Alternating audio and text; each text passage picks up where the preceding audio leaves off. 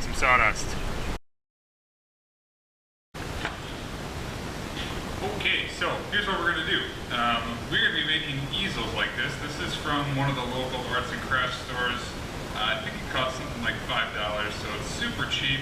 I think it's made out of pine. They're not all that crappy or all that great. I mean, they're not too crappy. They kind of do the job.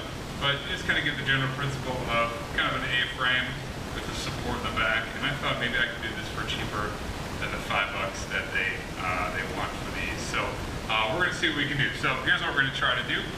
We're going to take one of these 2x4s, 2x6s actually. We're going to see what we can do to turn this. This is just from a scrap piece of what I had made for, I believe I made a picnic table. We're going to try to turn that into thin strips like this. And so you can see I've got a thin strip here. The dimensions aren't really all that important, but the general idea is to kind of go from there into something like this, where you can then, 3 pieces can open up.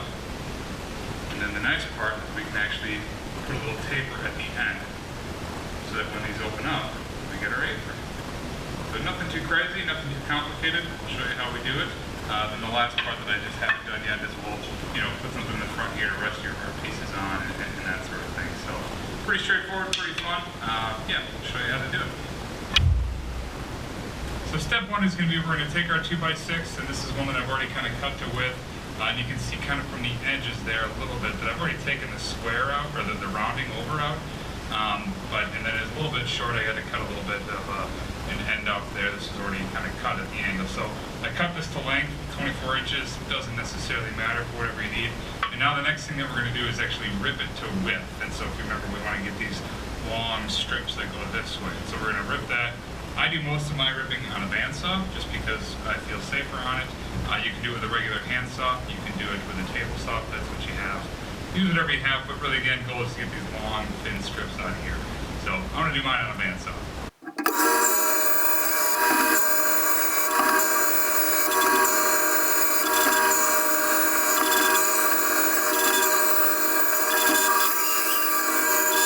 Okay, see, now we got a bunch of thin little sticks. From here, it's pretty easy. But what we want to do is I'll try to put this so you can see it, but you can see on the face, excuse me, you can see on the face that there's a little bit of roughness to it. And so that's just kind of from the bandsaw how I did it. And what we want to do is smooth that out. So there's about 10,000 different ways you can do it. You can use one of these guys if you want. There's a number 4 smoother, but mine's not very sharp, so I don't know if it would even do anything. It's getting there, I suppose. But anyway, you can use that. You can use sandpaper because it's really not all that much. But I have the luxury of owning a planer. So I'm going to put these all through the planer. It's going to make a lot of noise, a lot of sawdust. Once we have that, then they'll all be smooth and they'll kind of be the right dimensions too. This is going back to the beginning part. They'll all be the same dimensions and same width. You can see how those are all the same width. And so I want to have that. So that's what we're going to do. We're going to put these through the planer, get it to be all that size, then we're ready to start putting things together.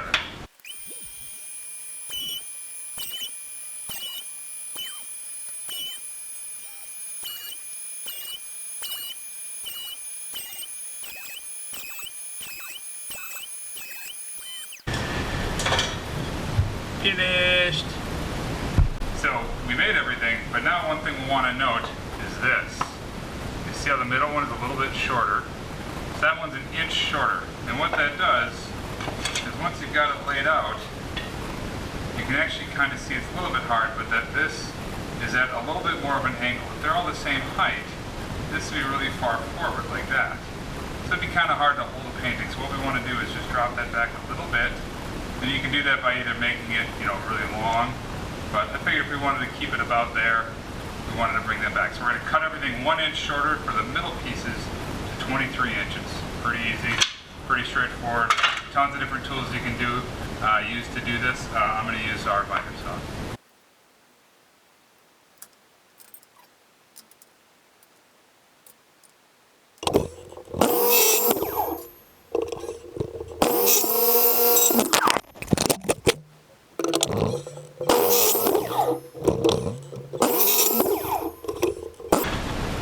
So now that we've got these all grouped, basically what we want to make sure is that they're flush at the end, which this one's got a little bit to do, and they're flush on the sides. And why we want to do that is because what we're going to do is we're going to use this just to draw 45-degree angles on corner to corner here. Let me get this out of the way. 45 degrees from corner to corner. And what that's going to give us is a good place to drill a hole where everything's going to go through. So now you can see we've got this X here. And what that X is basically, that's going to be where we're going to drill our hole. So we want to make sure that all this is lined up, and then we're going to drill straight through and get all of them ready to go. So I'm going to go ahead and do that to the rest of them.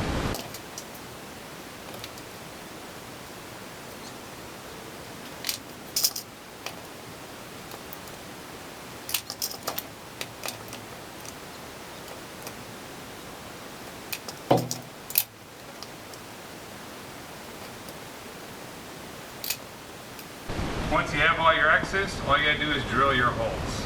So for me, what I'm gonna do is I'm just gonna put them in this clamp here. That's gonna make it a little bit easier for me just to hold everything together, drill the holes, and then we're ready to start putting things together. Pretty straightforward. So now that you've got all the pieces cut, you've got them cut into the long strips that we need, kind of like this. What we wanna do, because we're gonna be putting 3 of them together like this, is when we open it up, it's gonna have to have a little bit of an angle there. So what we're gonna do is we're gonna cut the angle. We've got all the holes drilled, we've got everything we need. What we want to do is cut the angle on the inside. So you can see these ones are already cut. But basically just opening up a little bit of an angle so that when we open it up like that, we can still slide, but we've got a little bit there. What angle, you might ask? I have no idea. I don't know that it necessarily matters that much. What I did was, you can see I still got little tick marks on there, but I just did halfway through the board and 1 inch down, and that seemed to do the trick. So whatever you want to do on that is probably fine. I did it on the bandsaw. Again, there's 10,000 different ways you can cut little cuts like that. I just have a bandsaw, so I made that easy. So that's how I did it.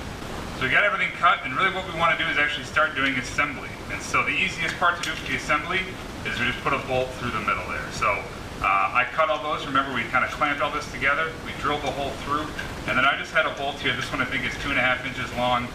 It's a 1/4 inch bolt that's 20 threaded. So I actually drilled, I think, let me see. I used a 5/16 bit, just a little bit wider than I need for the hole, just to give a little bit of wiggle room for the bolt there. Drilled that through, put this in, and now we're ready to go. The other thing that I did is actually chain these together. And so what this allows us to do is it gives us a stopping point on the back. I'm going to hold this up a little bit so you can see. So this chain is just swing set chain. So it's really cheap. I think a pack of it for 10 feet is something like $4. So super cheap, not meant to hold a lot of load.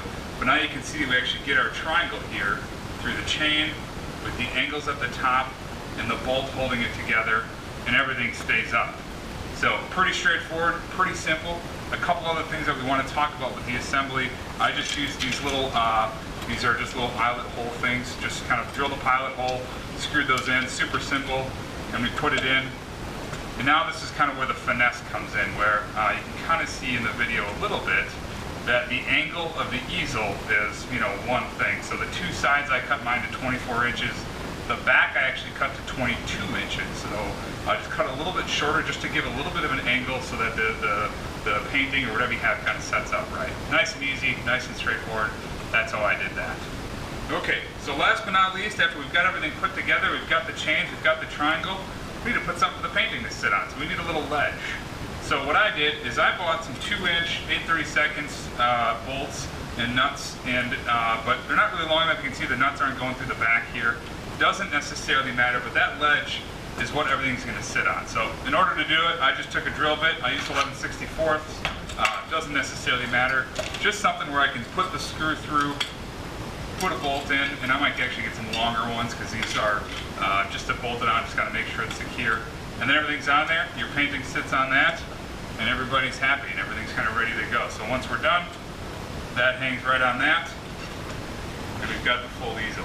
So really cool, really simple, really straightforward. I'll show you kind of how I drilled these just to make it simple and kind of just quick, I guess. But I made the crossbar, so if you remember that vertically they're 24 inches tall, the back one is 22 inches tall, and I made the crossbar 17 inches. And really I just picked a number. It doesn't necessarily matter what that number is for you. Just kind of something consistent and easy that makes sense for how you or whoever you're making it for likes to paint. That's how I did it. Kind of gives a little bit of wiggle room side to side, and so if you use a bigger canvas, you got a little bit more space.